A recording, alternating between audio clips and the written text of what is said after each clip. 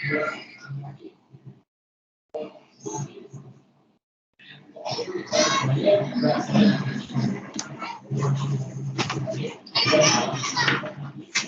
Last class ಒಳಗ sodium hydroxide ಅನ್ನ ಯಾವ ತರ ನಾವು ಪಡಿತೀವಿ ಅನ್ನೋದ್ರ ಬಗ್ಗೆ ಲಾಸ್ಟ್ ಕ್ಲಾಸ್ ಒಳಗೆ ನೋಡಾಕತ್ತಿದ್ವಿ, ಹೌದಾ? ಸೊ ಅದು ಮುಗ್ದದ. ಆಮೇಲೆ ಅದ್ರದೊಂದು ವಿಡಿಯೋ ನಾನೇನ ಸ್ಕೂಲ್ ಕ್ಲಾಸ್ ಒಳಗ ಹೇಳಿದ್ನಲ್ಲ, ಅದ್ರದ್ದು ವಿಡಿಯೋ ಹಾಕೇನಿ, ನೋಡ್ರಿ ಅದನ್ನ.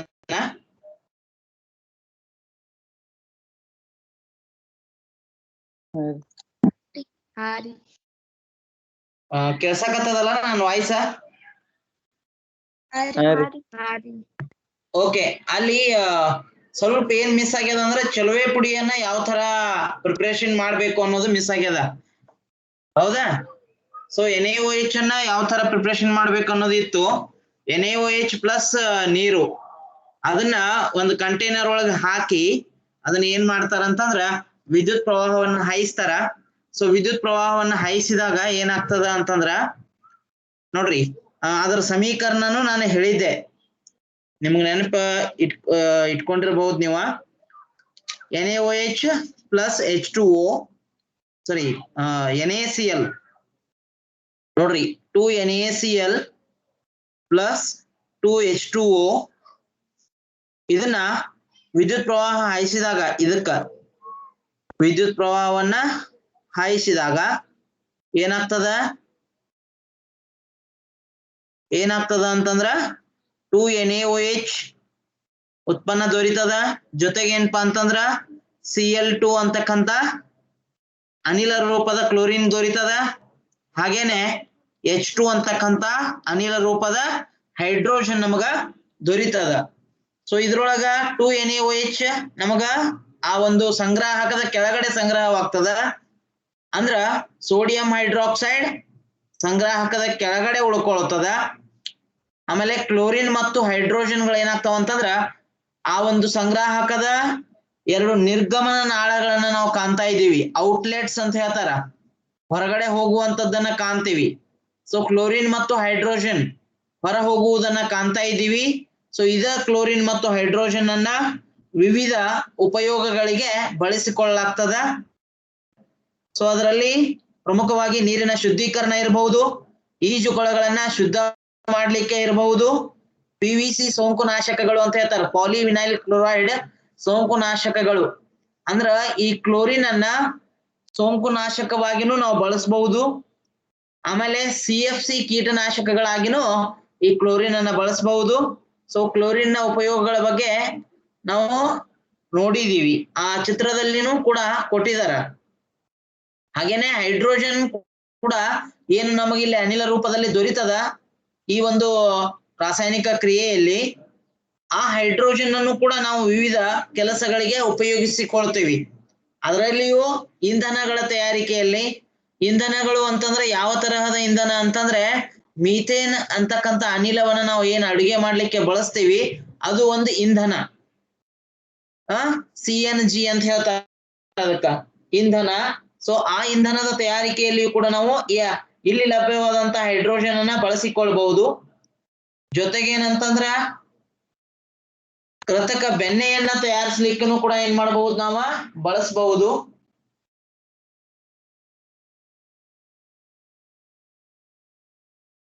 ಜೊತೆಗೆ ಅದಷ್ಟೇ ಅಲ್ಲದೆ ರಸಗೊಬ್ಬರಗಳನ್ನ ನಾವು ಅಮೋನಿಯಾವನ್ನ ಬಳಸ್ಕೊಂಡ ತಯಾರು ಮಾಡಿಸ್ತೀವಿ. ಯಾವುದೇ ರಸಗೊಬ್ಬರಗಳು, ಫರ್ಟಿಲೈಸರ್ಸ್ ಅಂತ ಏನ್ ಹೇಳ್ತೇವಲ್ಲ, ಅವುಗಳ ಒಂದು ತಯಾರಿಕೆಯಲ್ಲಿ ಈ ಒಂದು ಹೈಡ್ರೋಜನ್ ನಮಗ ಉಪಯೋಗವಾಗ್ತದ ಅನ್ನೋದನ್ನ ನಾವು ತಿಳಿದುಕೊಳ್ಬೇಕು. ಇನ್ನ ನೋಡ್ರಿ, NaCl ಅನ್ನೋದು ಏನು ಅಂತಂದ್ರ ಇದು ಸಾಮಾನ್ಯ ಉಪ್ಪು.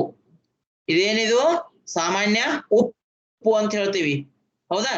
ಸೊ ಇದನ್ನ ಕಲ್ಲುಪ್ಪು ಅಥವಾ ಕಂದು ಬಣ್ಣದ ಉಪ್ಪು ಅಂತ ಹೇಳ್ತೀವಿ. ಈ ಒಂದು ಸಾಮಾನ್ಯ ಉಪ್ಪಿನಿಂದ ನಾವು ವಿವಿಧ ರಾಸಾಯನಿಕಗಳನ್ನ ಉತ್ಪಾದನೆ ಮಾಡ್ತಾ ಹೊರಟಿದೀವಿ.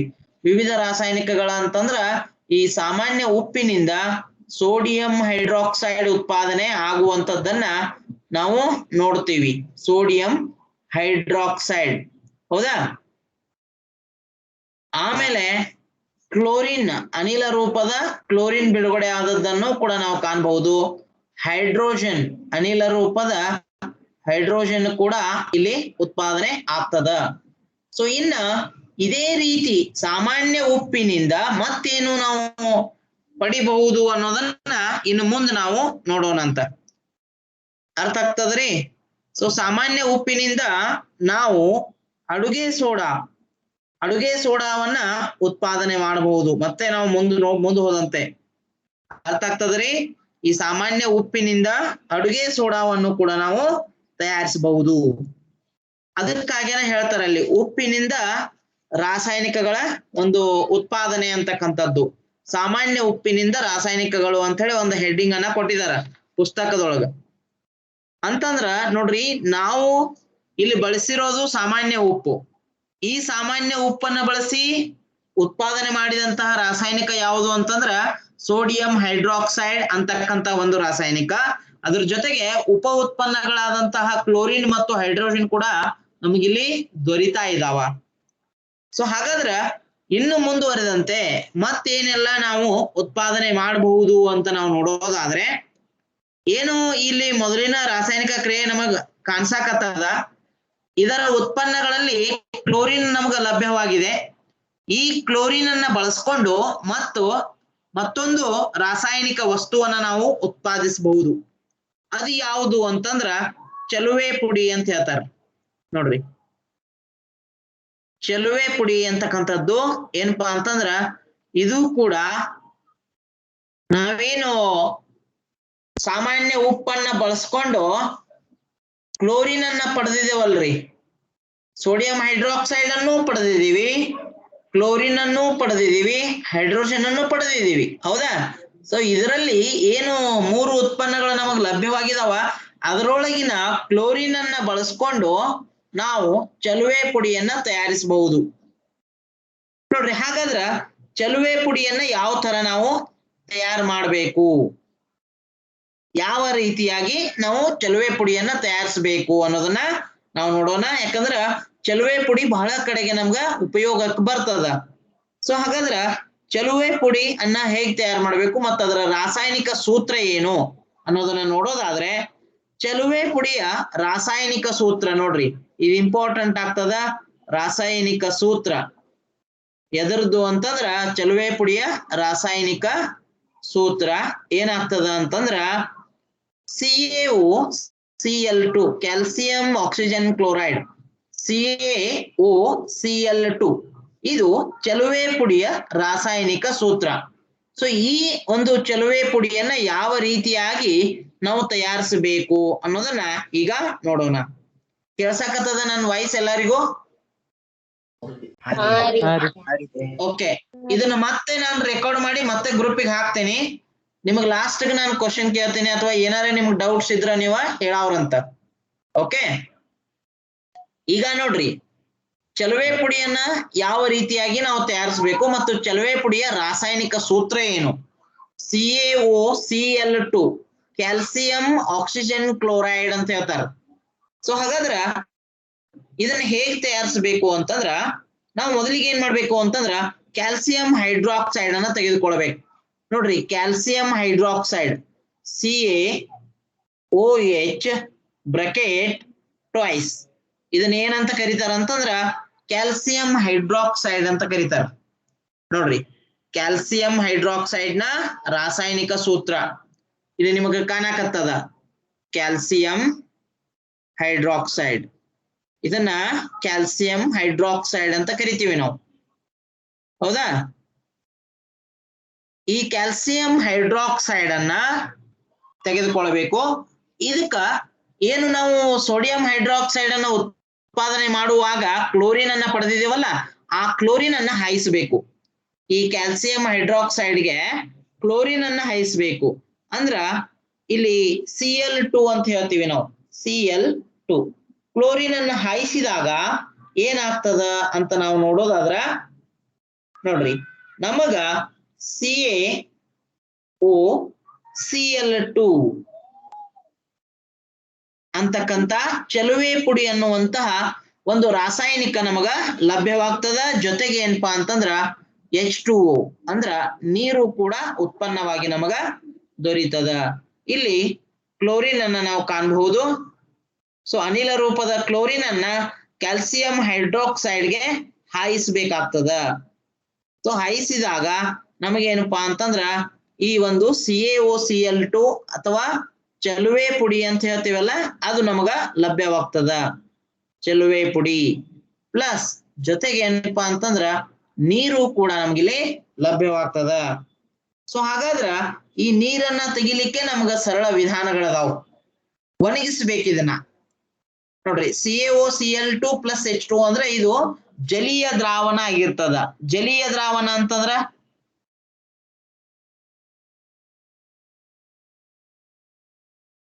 ಜಲೀಯ ದ್ರಾವಣ ಅಂದ್ರೆ ಏನ್ರಿ?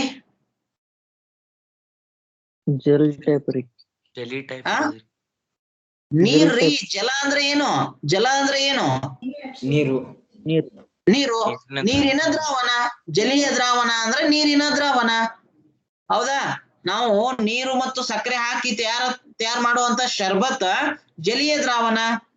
ತಿಳಿತಾ? ಹಾಗಾದ್ರೆ ಜಲೀಯ ದ್ರಾವಣ ಅಂದ್ರೆ ಏನು ಅನ್ನೋದು? ಜಲೀಯ ದ್ರಾವಣವನ್ನ ನಾವಿಲ್ಲಿ ಪಡೆದಿರ್ತೀವಿ. ಸೊ ಹಾಗಾದ್ರ ಚಲುವೆ ಪುಡಿ ಮತ್ತು ನೀರು ಕೂಡಿದಂತಹ ದ್ರಾವಣವನ್ನ ನಾವ್ ಏನ್ ಅನ್ಬೇಕು? ಜಲೀಯ ದ್ರಾವಣ ಅಂತ ಕರಿಬೇಕು. ಯಾಕಂದ್ರ ಅದು ಶರ್ಬತ್ ಟೈಪ್. ಹೆಂಗ್ ನಾವು ಶರ್ಬತ್ ನಾವು ಸಕ್ಕರೆ ಹಾಕಿ ಹೆಂಗ ದ್ರಾವಣವನ್ನ ತಯಾರು ಮಾಡಿರ್ತೇವಲ್ಲ ಅಂತ ದ್ರಾವಣ ಇದಾಗಿರ್ತದ. ಅದಕ್ಕೆ ಇದನ್ನ ಜಲೀಯ ದ್ರಾವಣ ಅಂತ ಕರಿತಾರೋ. ಇದರಿಂದ ನೀರನ್ನ ಹೋಗಿಸ್ಬೇಕಾದ್ರ ಸಿಂಪಲ್ ನಾವೇನಪ್ಪಾ ಅಂತಂದ್ರೆ ಇದನ್ನ ಒಣಗಿಸ್ಬೇಕು. ಇದಕ್ಕೆ ಉಷ್ಣತೆಯನ್ನ ಕೊಟ್ಟಾಗ ನೀರೆಲ್ಲ ಆವಿಯಾಗಿ ಹೋಗ್ಬಿಡ್ತದ. ಸೊ ನೀರ್ ಆವಿಯಾಗಿ ಹೋದಾಗ ಉಳಿಯೋದು ಯಾವುದು ಅಂದ್ರ CaOCl2 ಅಂದ್ರ ಕ್ಯಾಲ್ಸಿಯಂ ಆಕ್ಸಿಜನ್ ಕ್ಲೋರೈಡ್ ನಮ್ಗ ಲಭ್ಯವಾಗ್ತದ ಅಂತ ಹೇಳ್ಬಹುದು. ಸೊ ಹಾಗಾದ್ರ ಚಲುವೆ ಪುಡಿಯನ್ನ ಯಾವ ತರ ತಯಾರಿಸ್ತಾರ ಅನ್ನೋದು ಗೊತ್ತಾಯ್ತ್ರಿ ಎಲ್ಲರಿಗೂ? ಚಲುವೆ ಪುಡಿಯನ್ನ ತಯಾರಿಸಬೇಕಾದ್ರೆ ಬಹಳ ಸರಳ ವಿಧಾನ ಇದೆ.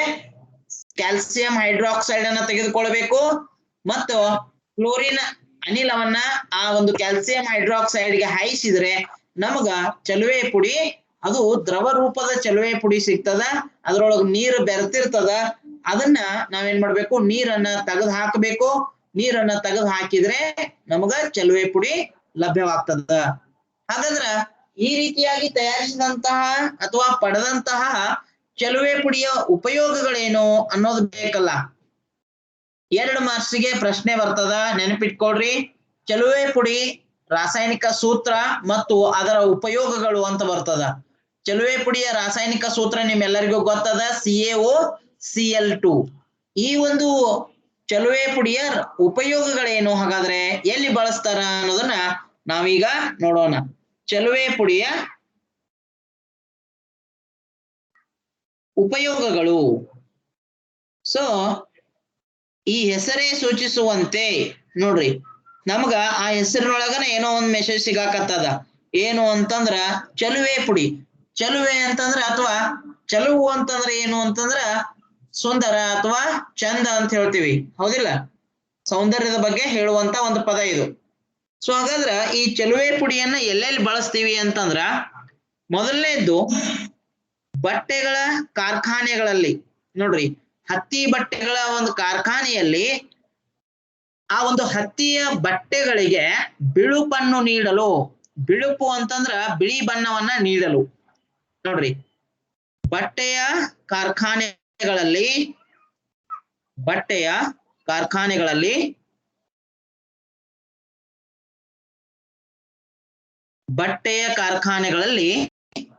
ಹತ್ತಿ ಬಟ್ಟೆಗಳಿಗೆ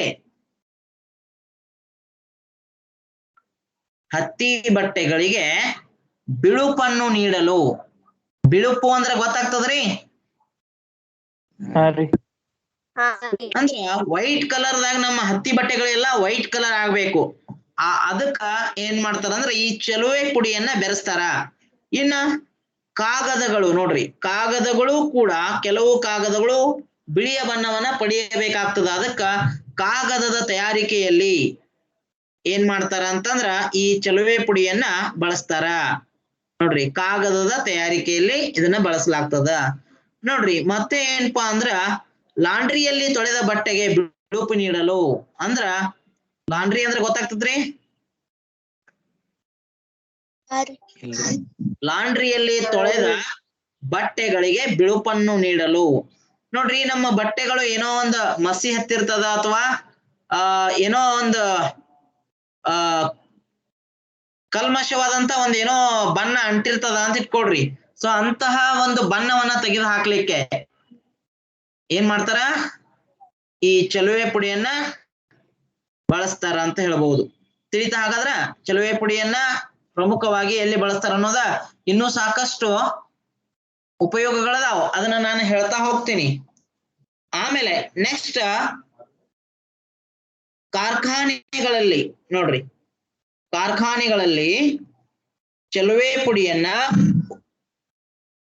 ಉತ್ಕರ್ಷಣಕಾರಿಯಾಗಿ ಬಳಸುತ್ತಾರೆ. ಉತ್ಕರ್ಷಣಕಾರಿಯಾಗಿ ಬಳಸುತ್ತಾರೆ. ಉತ್ಕರ್ಷಣಕಾರಿ ಅಂದ್ರೆ ಏನ್ರಿ? ಆಕ್ಸಿಜನ್ ಅನ್ನು ಬಿಟ್ಕೊಡುವುದು. ಹಾ, ಆಕ್ಸಿಜನ್ ಅನ್ನ ಬೆರೆಸುವುದು ಇದು ಉತ್ಕರ್ಷಣೆ ಅಂದ್ರ, ಅಥವಾ ಆಕ್ಸಿಜನ್ ಅನ್ನ ಸಂಯೋಜನೆ ಮಾಡುವಂತದ್ದು. ನೋಡ್ರಿ, ಆಕ್ಸಿಜನ್ ಅನ್ನ ತೆಗೆದು ಹಾಕೋದಕ್ಕ ಅಪಕರ್ಷಣ ಅಂತ ಕರೀತಾರ. ಯಾವುದೋ ಒಂದು ಸಂಯುಕ್ತದಲ್ಲಿ ಆಕ್ಸಿಜನ್ ಇತ್ತು ಅಂತಂದ್ರ ಆ ಆಕ್ಸಿಜನ್ ಅನ್ನ ತೆಗೆದು ಹಾಕೋದಕ್ಕ ಅಪಕರ್ಷಣಕಾರಿ ಅಂತ ಕರೀತಾರ. ಅದೇ ಒಂದು ಸಂಯುಕ್ತಕ್ಕೆ ಆಕ್ಸಿಜನ್ ಅನ್ನ ಬೆರೆಸುವ ಪ್ರಕ್ರಿಯೆಗೆ ಉತ್ಕರ್ಷಣಕಾರಿ ಅಂತ ಕರೀತಾರ. ಸೊ ಅದಕ್ಕ ಕಾರ್ಖಾನೆಗಳಲ್ಲಿ ಈ ಚಲುವೆ ಪುಡಿಯನ್ನ ಉತ್ಕರ್ಷಣಕಾರಿಯಾಗಿ ಬಳಸಲಾಗ್ತದ. ಜೊತೆಗೆ ಇನ್ನೂ ಒಂದು ಉಪಯೋಗ ಏನು ಅಂತಂದ್ರೆ ಇದ್ರದ ಕುಡಿಯುವ ನೀರನ್ನು ಕ್ರಿಮಿ ಮುಕ್ತಗೊಳಿಸಲು. ನೋಡ್ರಿ, ಕುಡಿಯುವ ನೀರನ್ನ ಎದಕ್ರಿ? ಕ್ರಿಮಿ ಮುಕ್ತಗೊಳಿಸಲು. ಕ್ರಿಮಿ ಮುಕ್ತ ಅಂದ್ರ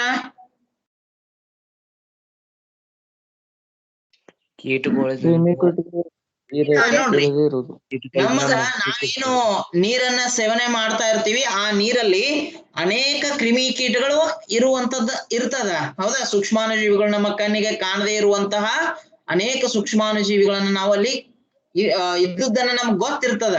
ಸೊ ಅವುಗಳನ್ನ ನಾಶಪಡಿಸಲು ಏನ್ ಮಾಡ್ತದ ಅಂತಂದ್ರ ಈ ಒಂದು ಚಲುವೆ ಪುಡಿಯನ್ನ ಬೆರೆಸ್ಬೇಕಾಗ್ತದ ನೀರಿಗೆ. ಹೌದಾ?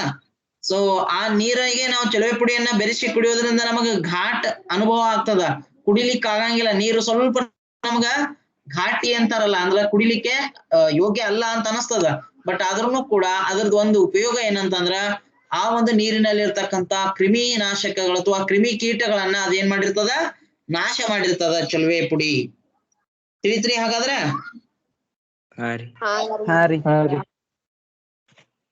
ಇನ್ನು ನೆಕ್ಸ್ಟ್ ಇದಾದ ನಂತರ ಸಾಮಾನ್ಯ ಉಪ್ಪಿನಿಂದ ಮತ್ತೇನ್ ನಾವು ತಯಾರು ಮಾಡಬಹುದು ಅಂತ ನಾವು ನೋಡೋದಾದ್ರ, ಸಾಮಾನ್ಯ ಉಪ್ಪಿನಿಂದ ಅಡುಗೆ ಸೋಡಾವನ್ನ ತಯಾರಿಸಬಹುದು. ನೋಡ್ರಿ, ಮತ್ತೊಂದು ಉತ್ಪನ್ನವನ್ನ ನಾವು ಪಡಿಬಹುದು. ಹಾಗಾದ್ರ ಅದು ಯಾವುದು ಅಂದ್ರ ಅಡುಗೆ ಸೋಡಾ. ಅಡುಗೆ ಸೋಡಾ. ಸೊ ಹಾಗಾದ್ರ ಅಡುಗೆ ಸೋಡಾ ಅಂತೂ ನಿಮ್ಮೆಲ್ಲರಿಗೂ ಚಿರಪರಿಚಿತನ ಅದ. ಯಾಕಂತಂದ್ರ ಮನೆಯೊಳಗ ಈ ಒಂದು ಅಡುಗೆ ಸೋಡಾವನ್ನ ಬಳಸ್ತಿರ್ತಾರ. ಸೊ ಈ ಅಡುಗೆ ಸೋಡಾವನ್ನ ಇಂಗ್ಲಿಷ್ ಒಳಗ ಬೇಕಿಂಗ್ ಸೋಡಾ ಅಂತ ಕರೀತಾರ.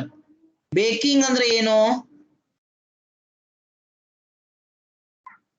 ಬೇಕರಿ ಫುಡ್ಸ್ ಎಲ್ಲ ತಯಾರು ಮಾಡ್ತಾರ ನೋಡ್ರಿ, ಅಲ್ಲಿ ಮ್ಯಾಕ್ಸಿಮಮ್ ಅಡುಗೆ ಸೋಡಾವನ್ನ ಬಳಸೋದ್ರಿಂದ ನಾವು ಅದನ್ನ ಬೇಕಿಂಗ್ ಸೋಡಾ ಅಂತ ಅನ್ಬಹುದು. ಅಥವಾ ಬೇಕಿಂಗ್ ಅಂದ್ರೆ ಏನ್ರಿ ಇಂಗ್ಲಿಷ್ ಒಳಗ? ಬೇಕಿಂಗ್ ಅಂದ್ರೆ ಕನ್ನಡದೊಳಗ ಏನ್ರಿ?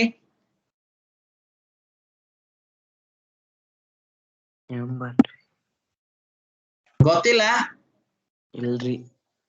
ಆಹಾರವನ್ನ ಬೇಯಿಸ್ಲಿಕ್ಕೆ ಬೇಕಿಂಗ್ ಅಂತ ಕರೀತಾರ. ಆಹಾರವನ್ನ ಬೇಯಿಸ್ಲಿಕ್ಕೆ ಉದ್ದೇಶನ ಏನ್ರಿ? ಈ ಸೋಡಾ ಹಾಕುವ ಉದ್ದೇಶ ಏನ್ ಹೇಳ್ರಿ?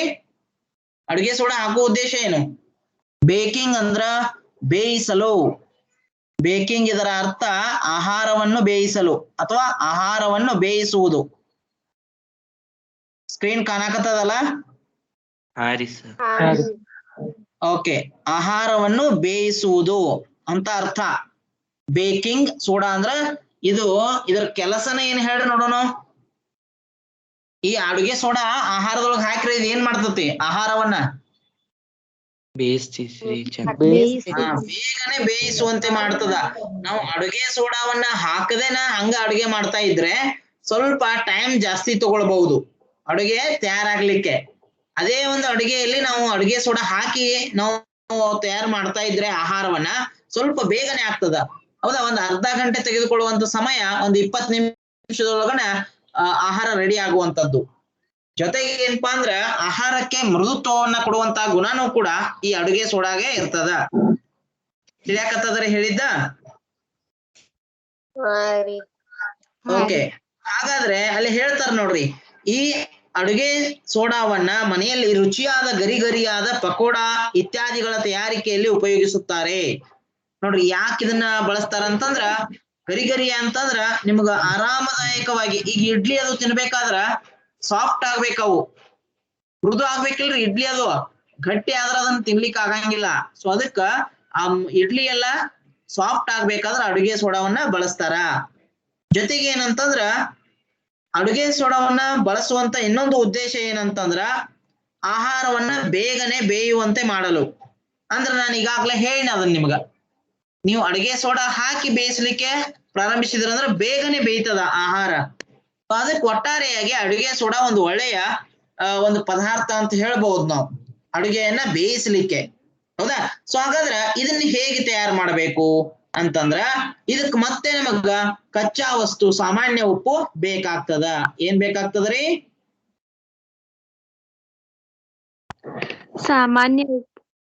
ಸಾಮಾನ್ಯ ಉಪ್ಪು ಅಂತಂದ್ರ ಕಚ್ಚಾ ವಸ್ತು ಅಂತ ಹೇಳ್ತೇವಲ್ಲ ನಾವು, ಅದು ಸಾಮಾನ್ಯ ಉಪ್ಪು ಬೇಕಾಗ್ತದ. ಸೊ ಅದಕ್ಕ NaCl ಅಂತ ನಾನು ಇಲ್ಲಿ ಬರಿತೀನಿ, NaCl. ಹೌದಾ? NaCl. ಈ ಒಂದು ಸಾಮಾನ್ಯ ಉಪ್ಪಿಗೆ ಏನೇನ್ ಮಾಡ್ಬೇಕು ಅನ್ನೋದನ್ನ ನಾವು ನೋಡೋದಾದ್ರೆ ನೋಡ್ರಲ್ಲಿ, H2O ಅಂತಂದ್ರ ನೀರನ್ನ ಬೆರೆಸ್ಬೇಕ್ರಿ, H2O. ಆಮೇಲೆ ಕಾರ್ಬನ್ ಡೈಆಕ್ಸೈಡ್ ಮತ್ತು ನೋಡ್ರಲ್ಲಿ ಕಾರ್ಬನ್ ಡೈಆಕ್ಸೈಡ್ ಜೊತೆಗೆ NH3 ಅಂತಕ್ಕಂಥದ್ದನ್ನ ಕೊಟ್ಟಿದ್ದಾರೆ. NH3 ಅಂದ್ರೆ ಏನ್ರಿ?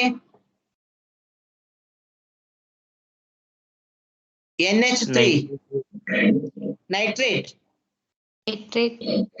ಹಾ, NH3 ಅಂದ್ರ ನೈಟ್ರೇಟ್ ಅಂತ ಹೇಳ್ತೀವಿ. ಈ ಅಷ್ಟೂ ಸಂಯುಕ್ತಗಳನ್ನ ಬೆರೆಸಿದ್ರೆ ನಮಗೇನಪ್ಪಾ ಅಂತಂದ್ರೆ ಅಲ್ಲಿ ನಾವು ಅಡುಗೆ ಸೋಡಾವನ್ನ ಪಡಿಬಹುದು.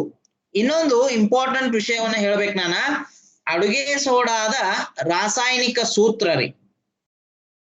ರಾಸಾಯನಿಕ ಸೂತ್ರ ಏನ್ ಬರ್ತದ ಅಡುಗೆ ಸೋಡಾದ ಅಂತಂದ್ರ, ರಾಸಾಯನಿಕ ಸೂತ್ರ ನೋಡ್ರಿ, NaHCO3. ಇದರ ರಾಸಾಯನಿಕ ಹೆಸರು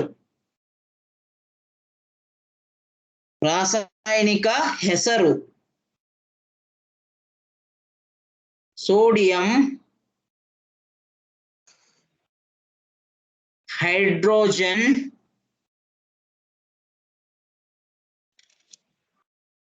ಕಾರ್ಬೋನೇಟ್.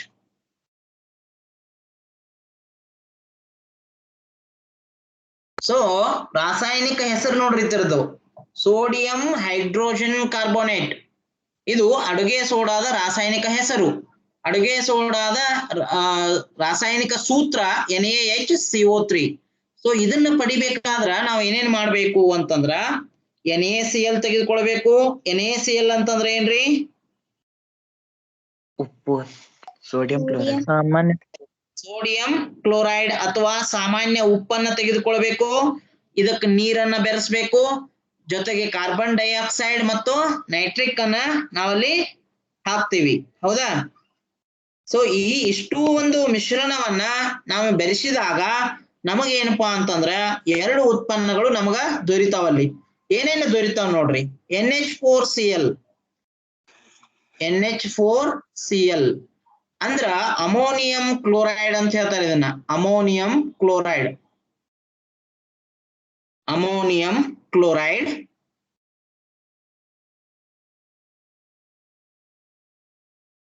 ಅಮೋನಿಯಂ ಕ್ಲೋರೈಡ್ ಜೊತೆಗೆ NaHCO3. ಅಂದ್ರ ನಾವ್ ಈಗಾಗ್ಲೇ ಹೇಳಿದ ಹಾಗೆ NaHCO3 ಅಂತಂದ್ರ ಏನಂತ ಹೇಳ್ತೀವಿ? sodium hydrogen carbonate. ಹಾ, ಸೋಡಿಯಂ ಹೈಡ್ರೋಜನ್ ಕಾರ್ಬೋನೇಟ್, ಅಡುಗೆ ಸೋಡಾ. ಅದನ್ನ ನಾನು ಹೇಳ್ಬೇಕಾದ್ರೆ ಅದನ್ನ ಬರದೆ ಅಡುಗೆ ಸೋಡಾ ಅಂತ ಹೇಳ್ತೀವಿ. ಸೊ ಒಟ್ಟಾರೆಯಾಗಿ ನಮ್ಗಿಲ್ಲಿ ಏನು ಅಂತಂದ್ರ ಎರಡು ಉತ್ಪನ್ನಗಳು ನಮಗಿಲ್ಲಿ ದೊರೆತಾವ. ಒಂದು ಅಮೋನಿಯಂ ಕ್ಲೋರೈಡ್, ಇನ್ನೊಂದು ಯಾವ್ದ್ರಿ? ಅಡುಗೆ ಸೋಡಾ ರೀ. ಅಡುಗೆ ಸೋಡಾ ದೊರೀತದ. ಜೊತೆಗೆ ಅಲ್ಲಿ ಮತ್ತೊಂದು ಸಮೀಕರಣವನ್ನು ಕೂಡ ಕೊಟ್ಟಿದ್ದಾರೆ ನೋಡ್ರಿ. ನಾವು ಅಡುಗೆ ಸೋಡಾವನ್ನ ಮತ್ತಷ್ಟು ಕಾಯಿಸಿದಾಗ ಅಲ್ಲಿ ಏನಾಗ್ತದ ಅಂತಕ್ಕಂಥದನ್ನ ಕೊಟ್ಟಿದ್ದಾರೆ ನೋಡ್ರಿ.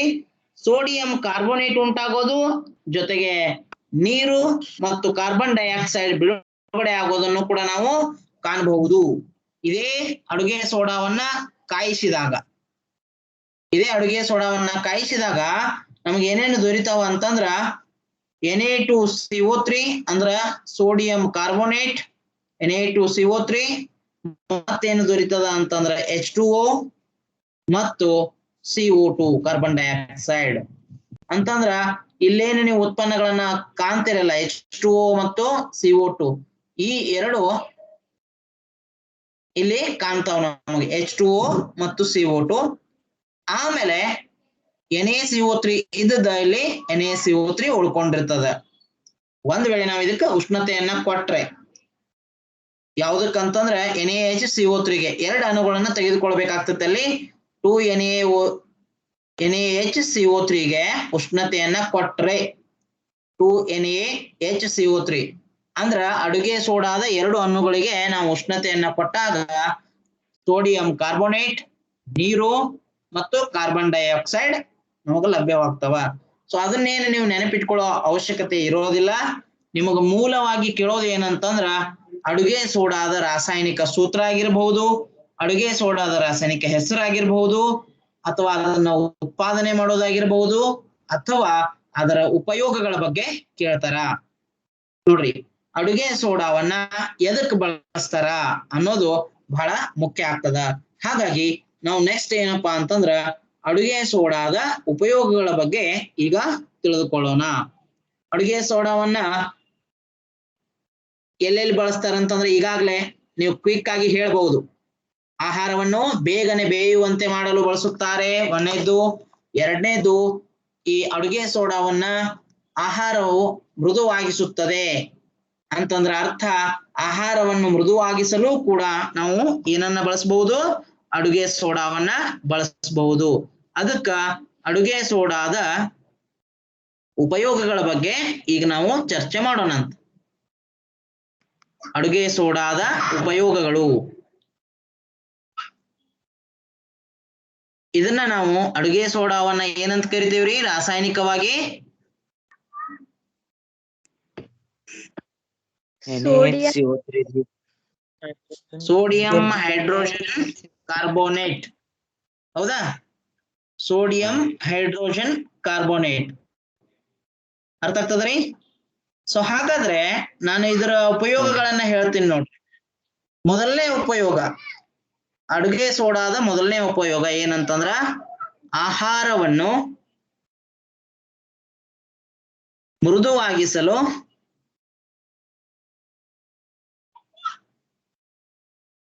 ಮತ್ತು ಬೇಗನೆ ಬೇಯುವಂತೆ ಮಾಡಲು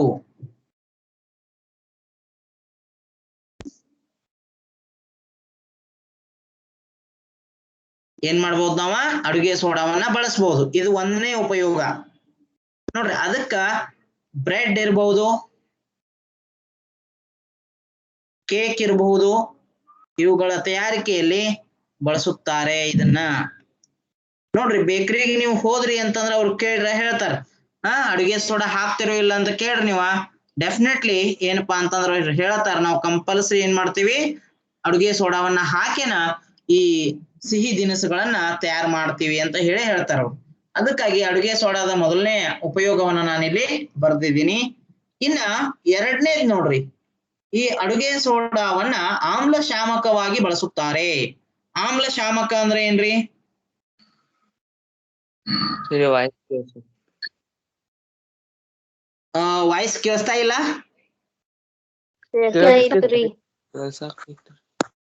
ಓಕೆ, ಆಮ್ಲ ಶಾಮಕವಾಗಿ ಬಳಸುತ್ತಾರೆ ಅಂದ್ರೆ ಇದ್ರ ಅರ್ಥ ಏನು ಅಂತಂದ್ರೆ ನೋಡ್ರಿ, ಯಾರಿಗೆ ಅಸಿಡಿಟಿ ಆಗಿರ್ತದಲ್ಲ, ಆಮ್ಲೀಯ ಪ್ರಭಾವ ಹೆಚ್ಚಾಗಿರ್ತದ ಯಾರ ದೇಹದಲ್ಲಿ ಆಮ್ಲೀಯ ಪ್ರಭಾವ ಅಂತಂದ್ರ ನಾವು ಮೇಲಿಂದ ಮೇಲೆ ಹುಳಿಯ ಅಂಶಗಳನ್ನ ಹೊಂದಿರತಕ್ಕಂತ ಆಹಾರವನ್ನ ಸೇವನೆ ಮಾಡಿರೋದ್ರಿಂದ ನಮಗ ಅಸಿಡಿಟಿ ಆಗಿರ್ತದ.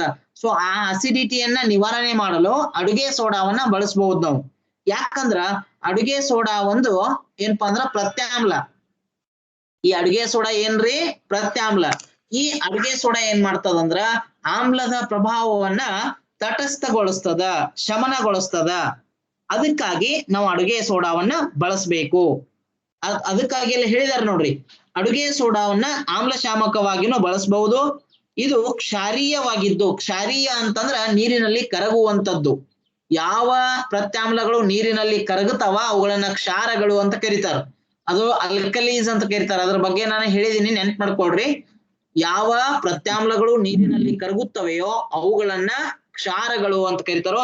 ಹಾಗಾದ್ರೆ ಈ ಅಡುಗೆ ಸೋಡಾನು ಕೂಡ ನೀರಿನಲ್ಲಿ ಕರಗ್ತದನೋ ಇಲ್ಲೋ? ಅಡಿಗೆಯಲ್ಲಿ ಕರಗ್ತದ ಇದು. ಅದಕ್ಕ ಇದು ಏನ್ ಮಾಡ್ತದ? ಜಠರದ ಒಳಗಡೆ ಆದಂತ ಹೆಚ್ಚುವರಿ ಆಮ್ಲವನ್ನ ಶಮನಗೊಳಿಸುವ ಶಕ್ತಿ ಯಾರಿಗಿದೆ ಅಂತಂದ್ರೆ ಅಡುಗೆ ಸೋಡಾಕ್ಕೆ ಇದೆ ಅಂತ ಹೇಳ್ಬಹುದು. ತಿಳಿತಾ ಹೇಳಿದ್ದು? ಯಾರೋ ಒಬ್ಬ ವ್ಯಕ್ತಿ ನನಗೆ ಅಸಿಡಿಟಿ ಬಹಳ ಆಗ್ಯದ ಅಂತ ಹೇಳ್ತಾ ಇದ್ದಾನಂತಂದ್ರ ನೀವು ಏನನ್ನ ಸಜೆಷನ್ ಮಾಡ್ಬೇಕ್ರಿ ಅವ್ರಿಗೆ? ಯಾವುದನ್ನ ಸೇವನೆ ಮಾಡ್ಲಿಕ್ಕೆ? ಪ್ರತ್ಯಾಮ್ಲನು ಸೇವಿಸಬೇಕ್ರಿ. ಪ್ರತ್ಯಾಮ್ಲ. ಅದೇ ಪ್ರತ್ಯಾಮ್ಲ ಅಂತಂದ್ರ ಮನಿಯೊಳಗ್ ಸಿಗೋದ್ ಯಾವ್ದ್ರಿ? ಅಡುಗೆ ಸೋಡಾ. Very good. ಅಡುಗೆ ಸೋಡಾವನ್ನ ನೀವು ಅವರಿಗೆ ಸಜೆಷನ್ ಕೊಟ್ರಿ ಅಂತಂದ್ರ ಅವರು ಅಡುಗೆ ಸೋಡಾವನ್ನ ಸೇವನೆ ಮಾಡಿದ್ರೆ ಅವರ ಜಠರದಲ್ಲಿ ಉತ್ಪತ್ತಿಯಾದಂತ ಹೆಚ್ಚುವರಿ ಆಮ್ಲವನ್ನ ಅದು ಏನ್ ಮಾಡ್ತದ? ಶಮನಗೊಳಿಸ್ತದ ಅಥವಾ ತಟಸ್ಥಗೊಳಿಸ್ತದ ಅಂತ ಹೇಳ್ಬಹುದು. ಇದು ಎರಡನೇ ಉಪಯೋಗ, ಆಮ್ಲ ಶಾಮಕವಾಗಿ. ಇನ್ನು ನೋಡ್ರಿ, ನೆಕ್ಸ್ಟ್ ಅಗ್ನಿಶಾಮಕವಾಗಿನೂ ಇದನ್ನ ಬಳಸಬಹುದು ಅಂತ ಹೇಳ್ತಾರೆ. ಅಗ್ನಿಶಾಮಕ ಅಂದ್ರೆ ಬೆಂಕಿ ನಂದಿಸಲು. ಅಗ್ನಿಶಾಮಕವಾಗಿಯೂ ಕೂಡ ಏನ್ ಮಾಡಬಹುದು? ಇದನ್ನು ಬಳಸಬಹುದು.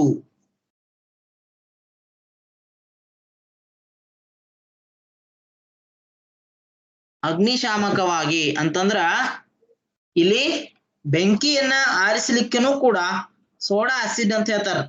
ಸೋಡಾ ಆಸಿಡ್ ಅಂತಂದ್ರ ಇದು ಅಡುಗೆ ಸೋಡಾದಿಂದನ ಬರ್ತಕ್ಕಂಥದ್ದು. ಹೌದಾ? ನೀವು ಎಲ್ಲಿ ಕಾಣ್ತೀರಿ ಸೋಡಾ ಆಸಿಡ್ ಅಂತ ಅನ್ನೋದನ್ನ ನಾನು ಹೇಳ್ತೀನಿ ನೋಡ್ರಿ. ಸೋಡಾ ಆಸಿಡ್ ಎಲ್ಲಿ ನೋಡಿದಿರಿ ಯಾರೇ? ಇಲ್ರಿ. ಸೋಡಾ ಆಸಿಡ್ ನೋಡಿರ್ತೀರಿ, ಡೆಫಿನೆಟ್ಲಿ ನೋಡಿರ್ತೀರಿ. ಆದ್ರ ನಿಮ್ಗೆ ಇದ ಅಂತ ಗೊತ್ತಿರೋದಿಲ್ಲ ಅಷ್ಟೇ ರೀ.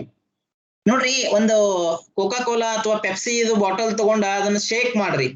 ಶೇಕ್ ಮಾಡಿದಾಗ ಏನಾಗ್ತದ? ಅಥವಾ ಈಗ ಥಮ್ಸ್ ಅಪ್ ಅದು ತಗೊಂಡು ಶೇಕ್ ಮಾಡ್ರಿ ಅಂತಂದ್ರ, ಸ್ಪ್ರೈಟ್ ಅದು ತಗೊಂಡ ಶೇಕ್ ಮಾಡ್ರಿ ಅಂದ್ರ ಅದ್ರ ಮೇಲೆ ನೊರೆ ಉತ್ಪತ್ತಿ ಆಗ್ತದ್ರಿ? ಅದನ್ನ ಸೋಡಾ ಆಸಿಡ್ ಅಂತ ಹೇಳ್ತಾರ. ಸೋಡಾ ಆಸಿಡ್ ಅಂತ ಹೇಳ್ತಾರ ಅದನ್ನ. ನೋಡ್ರಿ, ಬಹಳ ಸ್ಪ್ರೈಟ್ ಕುಡಿದ್ರೂ ಅಸಿಡಿಟಿ ಆಗ್ತದ. ಒಂದ್ ಲೆವೆಲ್ಕ್ ಕುಡಿಬೇಕ್ರಿ. ಬಹಳ ಅದು ಸ್ಪ್ರೈಟ್ ಅನ್ನ ಜಾಸ್ತಿಯಾಗಿ ಕುಡಿದ್ ಬಿಟ್ರೆ ಅದು ಕೂಡ ಅಸಿಡಿಟಿ ಪ್ರಾಬ್ಲಮ್ ಆಗ್ತದ. ತಿಳಿತ್ರಿ ಹಾಗಾದ್ರೆ ಇದು? ಒಟ್ಟಾರೆಯಾಗಿ ಅಡುಗೆ ಸೋಡಾವನ್ನ ಎಲ್ಲೆಲ್ಲೆಲ್ಲ ಬಳಸ್ತಾರ ಅನ್ನೋದನ್ನ ನಾವು ಇದುವರೆಗೆ ತಿಳ್ಕೊಂಡ್ವಿ. ಇನ್ನ ಮತ್ತೇನು ಉಪಯೋಗಗಳಾವು ಅನ್ನೋದನ್ನ ನಾವು ನೋಡೋದಾದ್ರೆ, ಈ ಒಂದು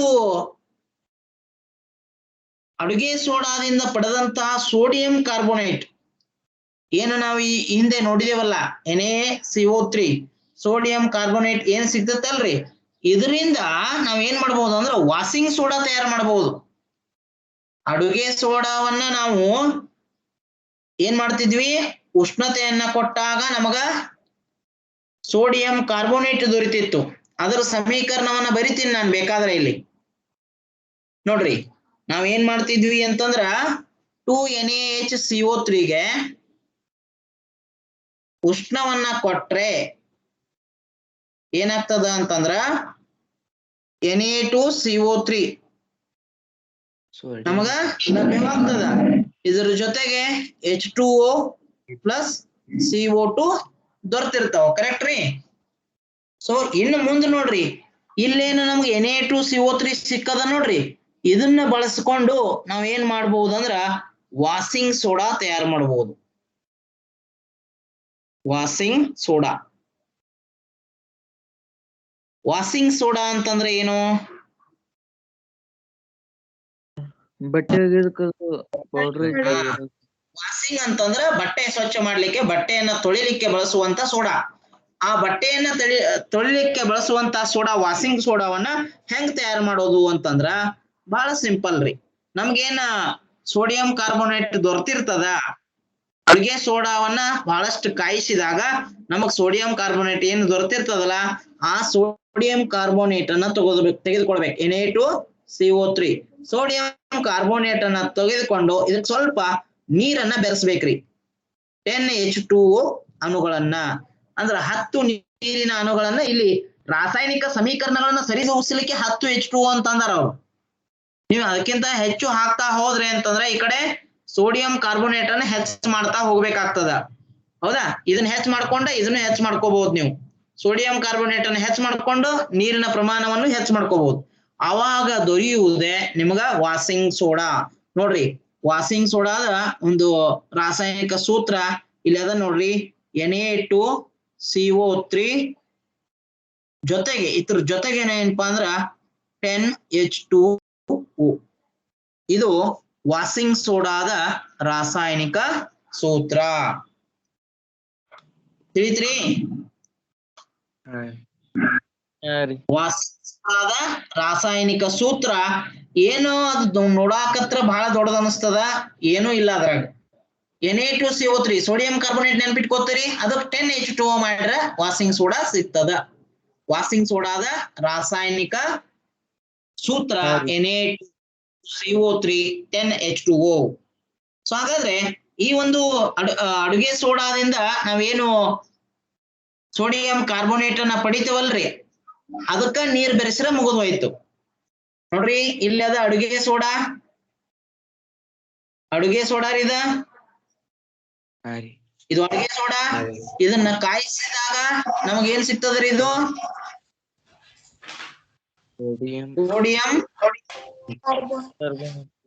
ಕಾರ್ಬೋನೇಟ್ ದೊರೀತದ. ಸೋಡಿಯಂ ಕಾರ್ಬೋನೇಟ್ಗೆ 10 ನೀರಿನ ಅಣುಗಳನ್ನ ಸೇರಿಸಿದ್ರೆ ಸಾಕು, ನಮಗೇನ್ ದೊರೀತದ ಅಂತಂದ್ರ ವಾಷಿಂಗ್ ಸೋಡಾ ದೊರೀತದ. Washing soda. ಹೌದಾ? ಸೊ ಈ ರೀತಿಯಾಗಿ ವಾಷಿಂಗ್ ಸೋಡಾವನ್ನ ನಾವು ಪಡಿತೀವಿ. ಸೊ ಹಾಗಾದ್ರ ಈ ವಾಷಿಂಗ್ ಸೋಡಾದ ಉಪಯೋಗಗಳೇನು? ಆ ಹೆಸರು ಹೇಳಕತ್ತದಲ್ಲ ವಾಷಿಂಗ್ ಅಂತೇಳಿ. ಸೊ ವಾಷಿಂಗ್ ಅಂತಂದ್ರೆ ಏನು? ವಾಶ್ ಮಾಡ್ಲಿಕ್ಕೆ. ಏನೆಲ್ಲ ವಾಶ್ ಮಾಡಬಹುದು ಅಂತ ನಾವು ಹೇಳೋದು, ಅದ್ರ ಗ್ಲಾಸ್ ಇರ್ಬೋದು, ಟೇಬಲ್ ಇರ್ಬೋದು. ಹೌದಾ? ಇವುಗಳನ್ನೆಲ್ಲ ವಾಶ್ ಮಾಡ್ಲಿಕ್ಕೆ ನಾವು ಇದನ್ನ ಬಳಸಬಹುದು. ಒಂದೇದು.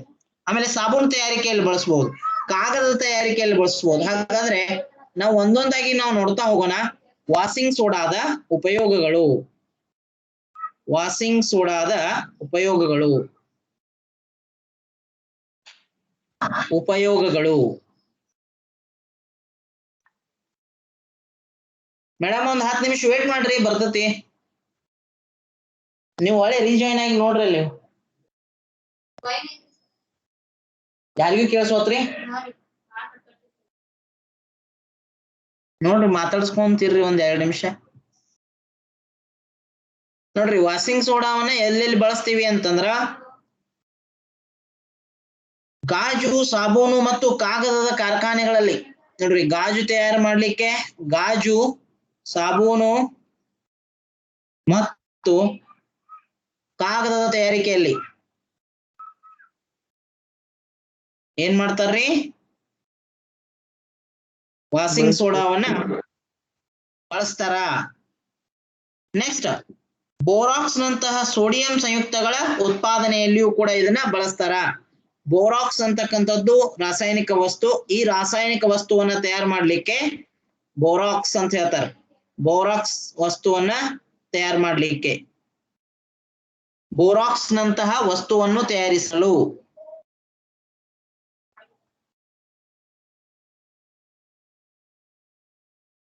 ಇದು ಕೂಡ ಒಂದು ರಾಸಾಯನಿಕ ವಸ್ತು ರೀ, ಬೋರಾಕ್ಸ್ ಅಂತಕ್ಕಂಥದ್ದು. ಸೊ ಅದನ್ನ ಬಳಸಬಹುದು. ಜೊತೆಗೆ ಏನಂತಂದ್ರ ಗೃಹ ಬಳಕೆಯಲ್ಲಿ ಸ್ವಚ್ಛಕಾರಿಯಾಗಿ ವಾಷಿಂಗ್ ಸೋಡಾವನ್ನ ಸ್ವಚ್ಛಕಾರಿಯಾಗಿ ಬಳಸಬಹುದು. ಸ್ವಚ್ಛಕಾರಿ ಅಂತಂದ್ರೆ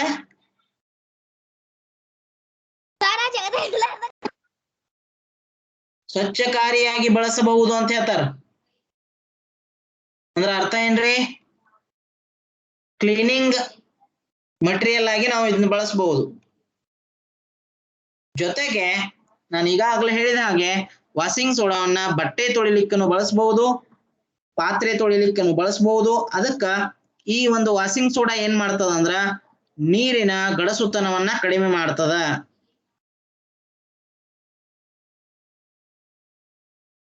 ಗಡಸುತನವನ್ನು ನಿವಾರಿಸಲು. ನೋಡ್ರಿ, ಗಡಸುತನ ಹೆಚ್ಚಿತ್ತಂದ್ರ ನೀರಿಗೆ ಬಟ್ಟೆ ಸ್ವಚ್ಛ ಆಗುದಿಲ್ಲ. ಆ ಒಂದು ನೀರಿನ ಗಡಸುತನವನ್ನ ಕಡಿಮೆ ಮಾಡುವ ಗುಣ ಯಾರಿಗಿರ್ತದ ಅಂದ್ರ ವಾಷಿಂಗ್ ಸೋಡಾಕ ಇರ್ತದ. ಸೊ ನೀವು ವಾಷಿಂಗ್ ಸೋಡಾ ಹಾಕಿ ಕಲಿಕಿದ್ರಿ ಅಂತಂದ್ರ ನೀರನ್ನ ಗಟ್ಟಿ ಇರ್ತಕ್ಕಂಥ ನೀರನ್ನ ತೆಳು ಮಾಡುವಂತ ಕೆಲಸ ಇದು ಮಾಡ್ತದ್ರಿ, ಥಿನ್ ಮಾಡ್ತದ. ನೋಡ್ರಿ, ನೀರು ಜಡ ಅಂತಿರ್ತಾರ, ಗಡಸುತನ ಅಂತಂದ್ರ ಜಡವಾಗಿರ್ತಾವ. ಅಂತಹ ನೀರನ್ನ ಈ ವಾಷಿಂಗ್ ಸೋಡಾ ಏನ್ ಮಾಡ್ತದ ಅಂದ್ರ ತೆಳುವಾಗಿಸುತ್ತದೆ. ಅದರಿಂದ ಬಟ್ಟೆಗಳು ಸ್ವಚ್ಛ ಆಗ್ತಾವ ಅಂತ ಹೇಳ್ಬಹುದು. ಹೇಳಿದ ತಿಳಿಯಾಕತ್ತದಲ್ಲ, ಈ ಒಂದು ವಾಷಿಂಗ್ ಸೋಡಾದ ಉಪಯೋಗಗಳ ಬಗ್ಗೆ ಹೇಳಾಕತ್ತಿದ್ದೀನಿ ನಾನು. ಸೊ ಹಾಗೇನೆ ಈ ರೀತಿಯಾಗಿ ನಾವು ಕೆಲವೊಂದಷ್ಟು ರಾಸಾಯನಿಕಗಳನ್ನ ಉತ್ಪಾದನೆ ಮಾಡ್ತಿರ್ತೀವಿ. ಜೊತೆಗೆ ಪುಸ್ತಕದಲ್ಲಿಯೂ ಕೂಡ ಇನ್ನೂ ಕೆಲವೊಂದಷ್ಟು ಅಂಶಗಳನ್ನ ಕೊಟ್ಟಿದ್ದಾರೆ ನೋಡ್ರಿ, ಅದನ್ನ ಹೇಳ್ತೀನಿ ನೋಡ್ರಿ.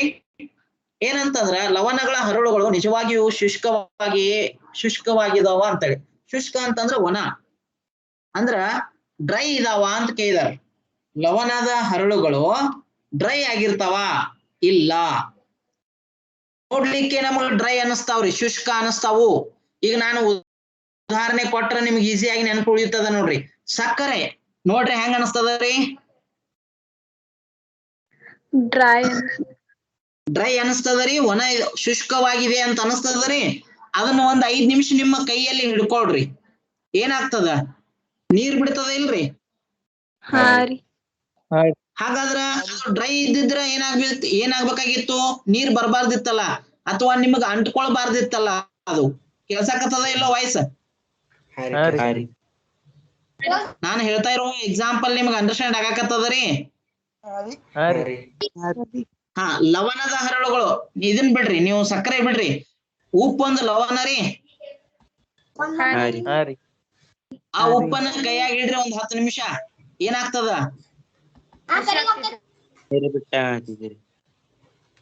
ಹಾ, ನೀರ್ ಬಿಟ್ಟಂಗ ಆಗ್ತದ ಇಲ್ಲ ಉಪ್ಪು? ಹಾಗಾದ್ರ ಉಪ್ಪು ಶುಷ್ಕವಾಗಿದೆಯೇ? ನನ್ನ ಪ್ರಶ್ನೆಗೆ ಉತ್ತರ ಕೊಡ್ರಿ. ಹಾಗಾದ್ರ ಉಪ್ಪು ಶುಷ್ಕವಾಗಿದೆಯೇ?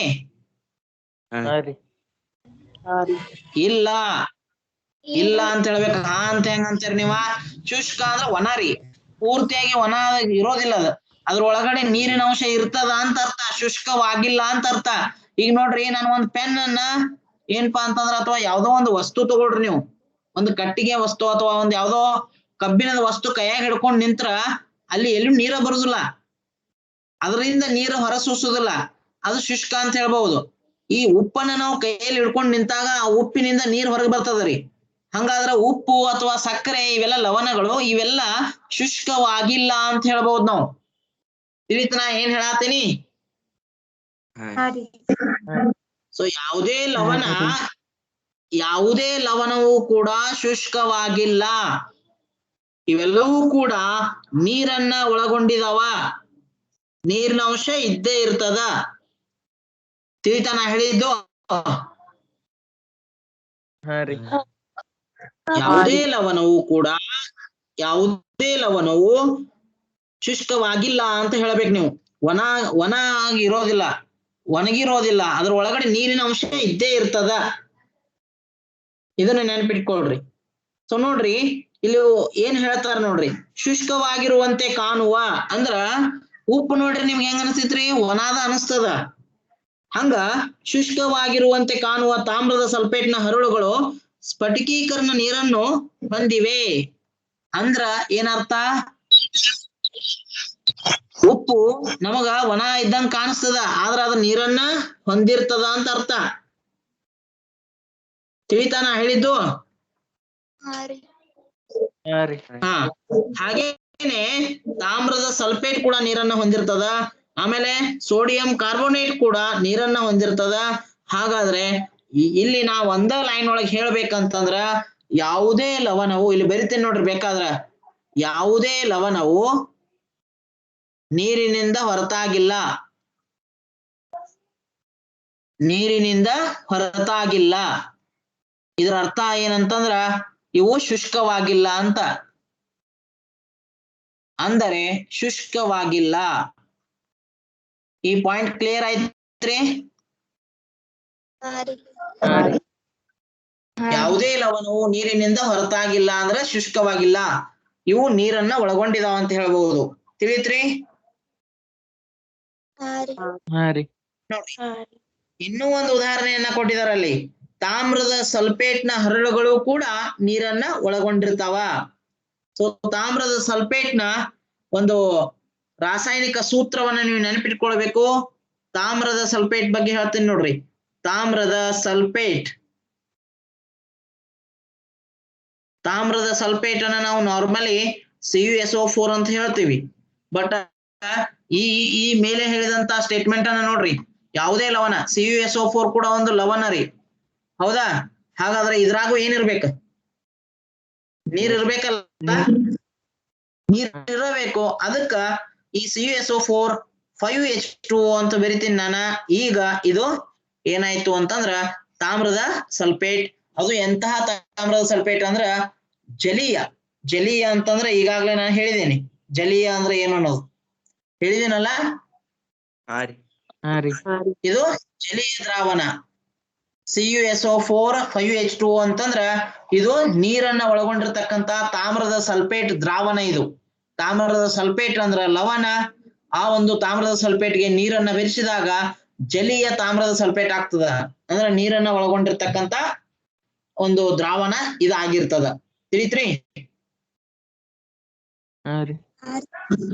ಓಕೆ. ಇನ್ನು ಲಾಸ್ಟ್ಗೆ ಏನಪ್ಪಾ ಅಂತಂದ್ರ ಈ ಪಾಠ ಏನಪ್ಪಾ ಎಂಡಿಗೆ ಏನದ ಅಂತಂದ್ರ ಪ್ಲಾಸ್ಟರ್ ಆಫ್ ಪ್ಯಾರಿಸ್, POP ಅಂತಾರೆ. ಕೇಳಿರಿ?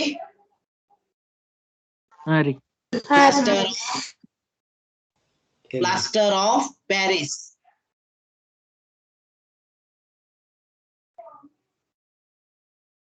ಪ್ಲಾಸ್ಟರ್ ಆಫ್ ಪ್ಯಾರಿಸ್ ಇದನ್ನ ಇಂಗ್ಲಿಷ್ ಒಳಗ POP ಅಂತಾರ. ಕೇಳಿರಿ? POP ಅಂದ್ರ ಪ್ಲಾಸ್ಟರ್ ಆಫ್ ಪ್ಯಾರಿಸ್. ಹೌದಾ? ಸ್ವಲ್ಪ ಬಾಗ್ಲ ಹಾಕ್ರಿ ಮೇಡಮ್. ಹಿರೇಮಠ್ ಮೇಡಮ್ ಬಾಗ್ಲ ಹಾಕ್ರಿ. ಪ್ಲಾಸ್ಟರ್ ಆಫ್ ಪ್ಯಾರಿಸ್ ಇದನ್ನ ನೋಡಿರಿ ಯಾರೇ? ಮನೆ ಒಳಗ ನೋಡ್ರಿ, ಮನೆ ಒಳಗ POP ಮಾಡಿಸಿರ್ತಾರ, ಅಲ್ಲಿ ಕಾಣಬಹುದು. ಇಲ್ಲ ಅಂತಂದ್ರ ಯಾರೇ ಬಿದ್ದು ಕೈಕಾಲ ಮುರ್ಕೊಂಡಿದ್ರ ಸಪೋರ್ಟಿವ್ ಆಗಿ ಏನಪ್ಪಾ ಅಂತಂದ್ರ ಈ ಒಂದು ಪ್ಲಾಸ್ಟರ್ ಆಫ್ ಪ್ಯಾರಿಸ್ ಅನ್ನ ಬಳಸ್ತಾರ. ಹೌದಾ? ಸೊ ಹಾಗಾದ್ರ ಈ ಪ್ಲಾಸ್ಟರ್ ಆಫ್ ಪ್ಯಾರಿಸ್ ಅನ್ನ ಯಾವ ತರನಾಗಿ ಮ್ಯಾನುಫ್ಯಾಕ್ಚರ್ ಮಾಡ್ಬೇಕು ಅನ್ನೋದನ್ನ ನಾವು ನೋಡೋದಾದ್ರೆ, ಜಿಪ್ಸಮ್ ಅಂತಕ್ಕಂಥದ್ದು, ಈ ಜಿಪ್ಸಮ್ ಅಂತಕ್ಕಂತ ಒಂದು ವಸ್ತುವನ್ನ 373 ಕೆಲ್ವಿನ್ ನಲ್ಲಿ ಕಾಯಿಸಿದಾಗ ಇದು ನೀರಿನ ಅಣುವನ್ನು ಕಳೆದುಕೊಳ್ತದ ಮತ್ತು ಕ್ಯಾಲ್ಸಿಯಂ ಸಲ್ಫೇಟ್ ಹೆಮಿಹೈಡ್ರೇಟ್ ಆಗ್ತದ ಅಂತ ಹೇಳ್ತಾರ. ಇದನ್ನೇ ಪ್ಲಾಸ್ಟರ್ ಆಫ್ ಪ್ಯಾರಿಸ್ ಎಂದು ಕರೆಯುತ್ತಾರೆ ಅಂತ ಹೇಳ್ತಾರೆ. ನಾನು ಅದನ್ನ ನಿಮಗೆ ಎಕ್ಸ್ಪ್ಲನೇಷನ್ ಮಾಡ್ತೀನಿ. ಈಗ ಜಿಪ್ಸಮ್ ಅನ್ನ ಏನ್ ಮಾಡ್ತಾರ್ರಿ? 373 ಕೆಲ್ವಿನ್ ನಲ್ಲಿ ಕಾಯಿಸ್ತಾರ. ಜಿಪ್ಸಮ್ ಅಂತಂದ್ರೆ ಏನ್ ಗೊತ್ತಿರ್ಬೇಕಲ್ಲ ನಿಮಗ? ಜಿಪ್ಸಮ್ ಮತ್ತು ಎಪ್ಸಮ್ ಅಂತ ಬರ್ತಾವ್ರಿ. ಜಿಪ್ಸಮ್ ಮತ್ತು ಎಪ್ಸಮ್ ಗೊತ್ತದವ್ರಿ? ಜಿಪ್ಸಮ್ ಮತ್ತು ಎಪ್ಸಮ್ ಅಂದ್ರ ಜಿಪ್ಸಮ್ ಮತ್ತು ಎಪ್ಸಮ್ ಮೋಸ್ಟ್ಲಿ 8th ಒಳಗ ಇರ್ಬೋದ್ರಿ. ಏನ್ರಿ ಹೇಳ್ರಿ ನೋಡೋಣ ಅವುಗಳ ರಾಸಾಯನಿಕ ಸೂತ್ರ. Calcium sulphate, gypsum. Calcium sulphate ಅಂದ್ರೆ ಯಾವ್ದ್ರಿ? gypsum. Very good. Gypsum. CaSO4 calcium sulphate gypsum. ಆಮೇಲೆ ಎಪ್ಸಮ್ ಅಂದ್ರ ರೀ Magnesium sulfate. Very good. MgSO4 magnesium sulphate ಅನ್ನ ಎಪ್ಸಮ್ ಅಂತ ಕರೀತಾರೋ. CaSO4 ಅಂದ್ರೆ ಕ್ಯಾಲ್ಸಿಯಂ ಸಲ್ಫೇಟ್ ಅನ್ನ ಜಿಪ್ಸಮ್ ಅಂತ ಕರೀತಾರ. ಈ ಜಿಪ್ಸಮ್ ಅನ್ನ ನಾವು ಕಾಯಿಸಿದರೆ ಏನ್ ಸಿಗ್ತದ ಅಂತಂದ್ರ ನಮಗ ಪ್ಲಾಸ್ಟರ್ ಆಫ್ ಪ್ಯಾರಿಸ್ ಸಿಗ್ತದ ಅಂತ ಹೇಳ್ಬಹುದು. ಅರ್ಥ ಆಗ್ತದ್ರಿ? ಸೊ ನೀರನ್ನ ಅದರಿಂದ ತೆಗೆದು ಹಾಕ್ಬೇಕು. ಸೊ ನೀರಿನ ಅಂಶವನ್ನ ನಾವು ಅದರಲ್ಲಿ ತೆಗೆದು ಹಾಕ್ಬೇಕು. ಇಲ್ಲಿ ನೋಡಿದ್ರಿ ನೀವು ತಾಮ್ರದ ಸಲ್ಫೇಟ್ ನಲ್ಲಿ ಹೆಂಗ್ ನೀರ್ ಇರ್ತದಲ್ಲ ಹಂಗ ಕ್ಯಾಲ್ಸಿಯಂ ಸಲ್ಫೇಟ್ ಒಳಗೂ ನೀರ್ ಇರ್ತದ. ಈ ನೀರನ್ನ ತೆಗೆದು ಹಾಕಿದ್ರ ನಮಗ ಏನ್ ಸಿಗ್ತದ ಅಂದ್ರ ಪ್ಲಾಸ್ಟರ್ ಆಫ್ ಪ್ಯಾರಿಸ್ ಸಿಗ್ತದ. ಸೊ ಇದನ್ನ ನಾವು ಎದಕ್ ಬಳಸ್ತೀವಿ ಅಂತಂದ್ರ ಮುರಿದ ಮೂಳೆಗಳಿಗೆ ಸರಿಯಾದ ಸ್ಥಳದಲ್ಲಿ ಆಧಾರವಾಗಿ ಅಂದ್ರ ಸಪೋರ್ಟಿವ್ ಆಗಿ ಇದನ್ನ ಬಳಸಬಹುದು ಪ್ಲಾಸ್ಟರ್ ಆಫ್ ಪ್ಯಾರಿಸ್ ಅನ್ನ. ಅರ್ಥ ಆಗ್ತದ್ರಿ ಹೇಳಿದ್ದ? ಹಾ ರೀ. ಪ್ಲಾಸ್ಟರ್ ಆಫ್ ಪ್ಯಾರಿಸ್ ಅನ್ನ ಮುರಿದ ಮೂಳೆಗಳಿಗೆ ಸಪೋರ್ಟಿವ್ ಆಗಿ ಬಳಸಬಹುದು. ಒಂದೇದ್ ನಿಮ್ಗ POP ಯ ಉಪಯೋಗಗಳು ಅಂತ ಕೇಳ್ತಾರ. POP ಅನ್ನ ಎಲ್ಲಿ ಬಳಸ್ತೀರಿ? POP ಯ ರಾಸಾಯನಿಕ ಸೂತ್ರ ಏನು? POP ಯ ರಾಸಾಯನಿಕ ಸೂತ್ರ ಬರಿತೇನೆ ನೋಡ್ರಿ ಇಲ್ಲಿ. CaSO4 half H2O. half H2O. ಇದನ್ನ ಒಟ್ಟಾರೆ ಏನಪ್ಪಾ ಅಂತಂದ್ರ ಪ್ಲಾಸ್ಟರ್ ಆಫ್ ಪ್ಯಾರಿಸ್ ಅಂತ ಹೇಳಿದ್ರ ಇದರ ರಾಸಾಯನಿಕ ಸೂತ್ರ. ಇನ್ನು ಇದರ ಉಪಯೋಗ ಏನು ಅಂತಂದ್ರ ಒಂದೆರಡು ಉಪಯೋಗಗಳನ್ನ ಕೇಳ್ತಾರ. ಪ್ಲಾಸ್ಟರ್ ಆಫ್ ಪ್ಯಾರಿಸ್ ನ ಉಪಯೋಗಗಳು ಬಹಳ ಇಂಪಾರ್ಟೆಂಟ್ ಕ್ವಶನ್ ರೀ ಇದು. POP ಯ ಉಪಯೋಗಗಳು. ಸೊ ಒಂದೇದ ಏನ್ರಿ ಉಪಯೋಗಗಳಲ್ಲಿ ಒಂದೇದ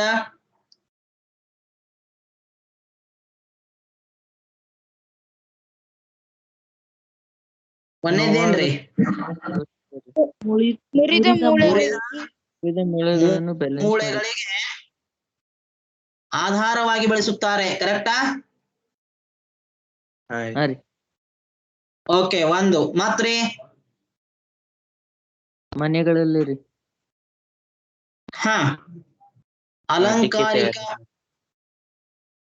ಅಲಂಕಾರಿಕ ವಸ್ತುವಾಗಿ ಇದನ್ನ ಬಳಸ್ತಾರ. ಮತ್ರಿ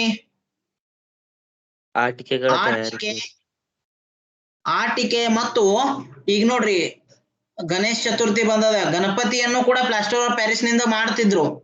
ಈಗಾದ್ರೂ ಮಾಡ್ತಾರ. ಆದ್ರ ಸರ್ಕಾರ ಅವ್ರಿಗೆ ಮಣ್ಣಿನ ಗಣಪಗಳನ್ನ ಬಳಸ್ರಿ ಅಂತ ಯಾಕೆ ಹೇಳ್ತಾರ ಅಂತಂದ್ರ ಈ ಪ್ಲಾಸ್ಟರ್ ಆಫ್ ಪ್ಯಾರಿಸ್ ನೀರಿನಲ್ಲಿ ಕರಗೋದಿಲ್ರಿ. ಇದು ಬೇಗನೆ ಕರಗೋದಿಲ್ಲ. ಇದು ಅರ್ಥ ಆಗ್ತದ್ರಿ ಹೇಳಿದ್ದ? ಅದಕ್ಕ ಏನ್ ಮಾಡ್ತಾರಂದ್ರ ಆಟಿಕೆ ಮತ್ತು ಗಣೇಶನ ವಿಗ್ರಹಗಳನ್ನ ತಯಾರು ಮಾಡ್ಲಿಕ್ಕೆ ಏನ್ ಮಾಡ್ತಾರ್ರಿ?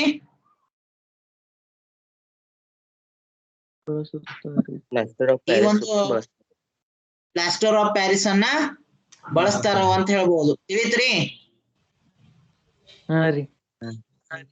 ಜೊತೆಗೆ ಅಲಂಕಾರಿಕ ವಸ್ತುಗಳಲ್ಲಿ ನುಣುಪಾದ ಮೇಲ್ಮೈ ನಿರ್ಮಿಸಲು ಅಂದ್ರ ಪ್ಲೇನ್ ಮೇಲ್ಮೈ ಇರ್ತದ ನೋಡ್ರಿ. ನೀವು POP ಅನ್ನ ಟಚ್ ಮಾಡಿ ನೋಡ್ರಿ, ಪ್ಲೇನ್ ಮೇಲ್ಮೈ ಇರ್ತದ. ಆ ತರ ಪ್ಲೇನ್ ಮೇಲ್ಮೈಯನ್ನ ತಯಾರು ಮಾಡ್ಲಿಕ್ಕೂ ಕೂಡ ಇದನ್ನ ಬಳಸ್ತಾರು ಅಂತ ಹೇಳ್ಬಹುದು.